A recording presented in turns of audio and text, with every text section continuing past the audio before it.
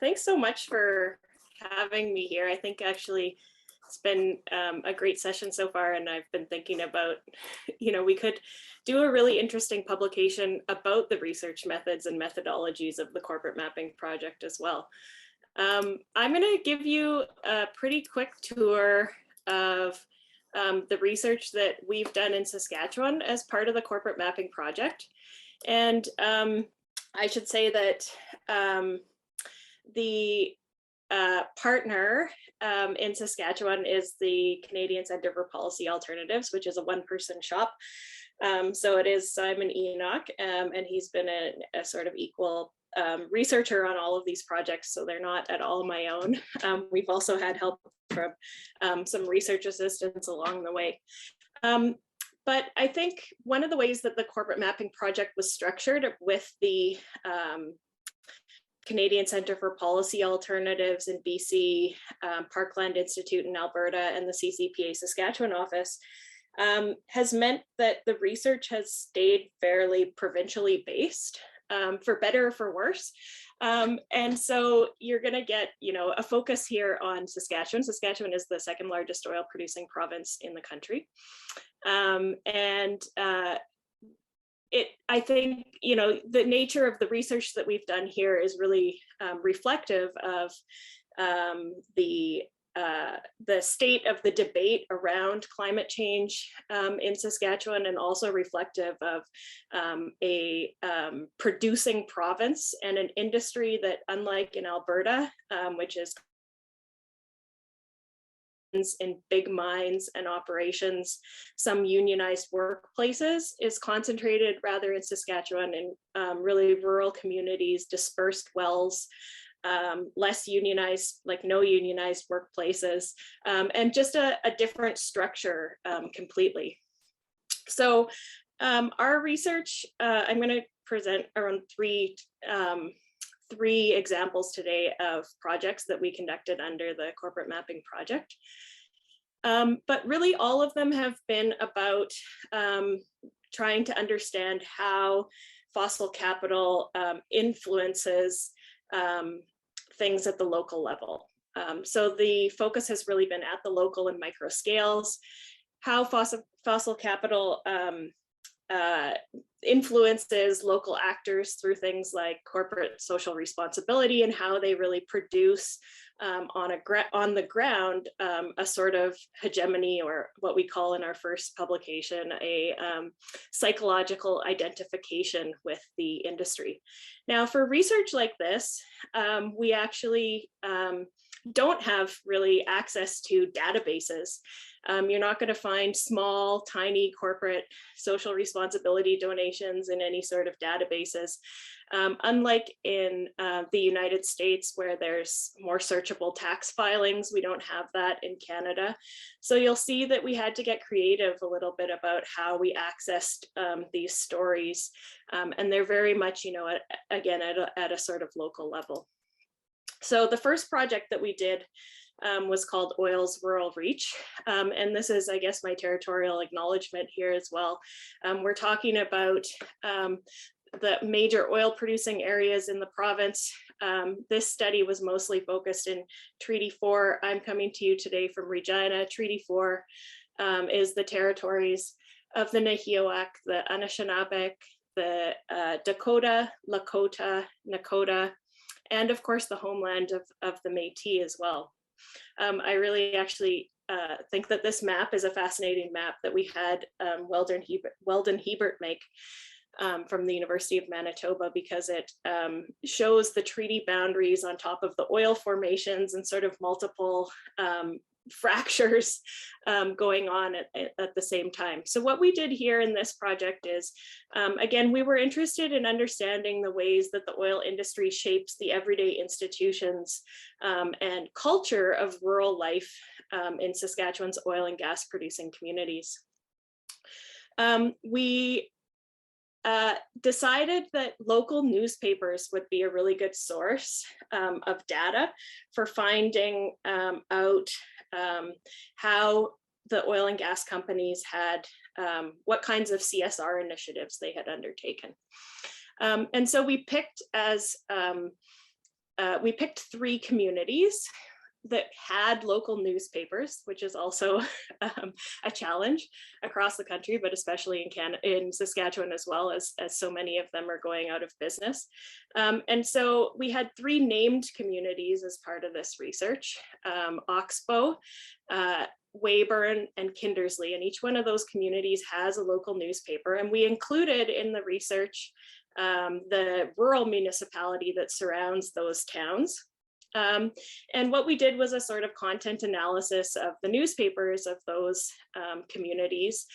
We also looked at company websites to look for donations and social responsibility initiatives, corporate social responsibility initiatives in those communities. But we actually found that the local newspapers were a really good source of information. These are newspapers that are starved for content. Every single large cardboard check, which was given over to a community for whatever project it was from the oil and gas industry. There was always a nice photo in the newspaper, along with a write-up of where it came from, and a nice sort of boosterish story alongside that. And so anytime, for example, CAP's Energy in Action program came to town and did a presentation in a rural school, there was always like a full page description of who participated. So-and-so's dad gave a presentation, who's a oil driller, and etc. Lots of photos and rich description of that type of activity. So we had the 3 named communities, but we also wanted to investigate more in depth with people about how they understood these strategies and how they understood, we didn't frame it this way, but how they understood the influence of the oil industry in their communities.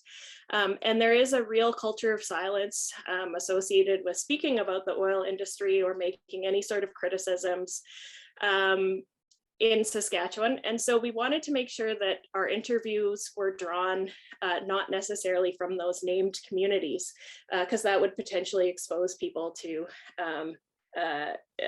being identified or to having their identity guessed by others reading the report. So our strategy again was to sort of have the named communities, and then to go out and do interviews with differently positioned people across oil producing sectors to get that more rich understanding of the sort of effects of these corporate social responsibility initiatives and how people were understanding the role of the oil and gas industries in their communities. And we picked a really wide diversity of actors to do interviews with. We interviewed town councillors, town administrators, farmers, representatives of landowner organizations, members of conservation organizations, representatives from community organizations and human services, school teachers, representatives of oil companies themselves, and others as well. I should note that in Saskatchewan, most oil production is not adjacent to the current, of course, it's all on Indigenous territory, but the current reserve locations of most Indigenous nations in Saskatchewan. And so there's an exception with Onion Lake up here, but we're primarily talking about settler communities. And this is what we found just as an example from that project in terms of looking for corporate philanthropy donations. And we were able to sort of build out a picture of like the very interesting ways in which these companies target particular types of institutions. So educational, health, especially hospital, and fire departments. And we also interviewed fire chiefs in a couple areas as well. So not to go into detail about the findings, because I think that's less important for this presentation, but you can find the paper it's called Oil's Rural Reach, Social License in Saskatchewan's Oil Producing Communities in the Canadian Journal of Communication in 2018. And we also did a more public facing report as well that you can find on that corporate mapping project site whose link has been shared in the chat. But basically, you know, we found a really robust social, we could say a social license to operate, but we expressed that as even more potent than that, as a sort of psychological identification of the industry, and investigated really how that played out. And we can see here the oil industry really providing funding that to many services that people would consider as sort of essential services in their communities. So I want to move on now. There's lots more I could say about that study, although it is a little bit, that was our first one. And so the interviews, I think, were in 2015 or 16, 15, I think. I was pregnant. And the next one that we did was a study on oil industry influence in education. And I'm a geographer, but we had at the time a group, an advisory group for Saskatchewan of community members, and the community members had told us that it was really important to them that we study oil's influence in the education sector. So we engaged on this project, and it kind of flowed out of the last one, because we had in our content analysis of the newspapers, we'd seen that there was really a lot of engagement from the oil and gas industry with schools. And so we did 21 interviews with teachers. The teachers were selected because they were either teaching in an oil producing community, or they had participated in what we call a third-party curriculum. They used third-party curriculum resources in their classes, or they had attended a third-party professional development program related to energy. So these were all related to energy. And then we also did some interviews with some of those third-party organizations, and they're listed here. We sort of, this was our comprehensive list as far as we could tell of all of the organizations who had developed curriculum materials or professional development for K-12 education in Saskatchewan. And some of them you can see have direct ties to the oil industry, like energy and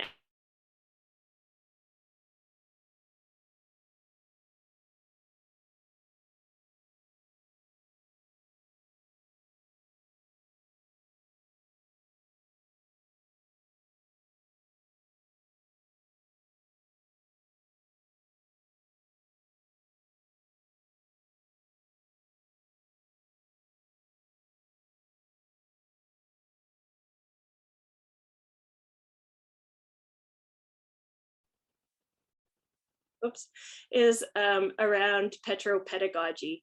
And so this is the way in which oil and gas interests attempt to influence the teaching of climate change and energy related issues in a way that really, well, you'll have to read the paper. I do have it written out here, but I'm conscious of the time. And that paper was published in Environment and Education Research in 2020, and is called Petropedagogy, Fossil Fuel Interests in the Obstruction of Climate Justice in Public Education. There's also a public facing report, which was in Bill's slide deck, Crude Lessons, with a little bit different content and some recommendations for Saskatchewan curriculum outcomes as it happened and is still undergoing. Saskatchewan is has started a revamping of their social science curriculum at the same time. So we were hoping to make some influence in that regard as well.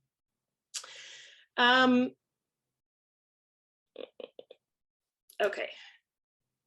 How am I doing for time? I think, okay.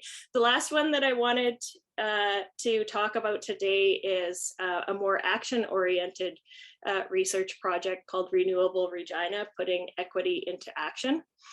And this was a really different type of project for us. By this time in the grant, we were focusing more on, collectively more on the idea of promoting energy or just transition, energy transition, and less on understanding and describing the power and influence of carbon capital. And so this project was born out of a 2018 motion that passed at Regina City Council to adopt a 100% renewable Regina by the year 2050. And that then set in motion a number of things, including the development of an energy framework, an energy and sustainability framework. And so what we wanted to do in this project was we really wanted to be able to influence the development of that energy and sustainability framework.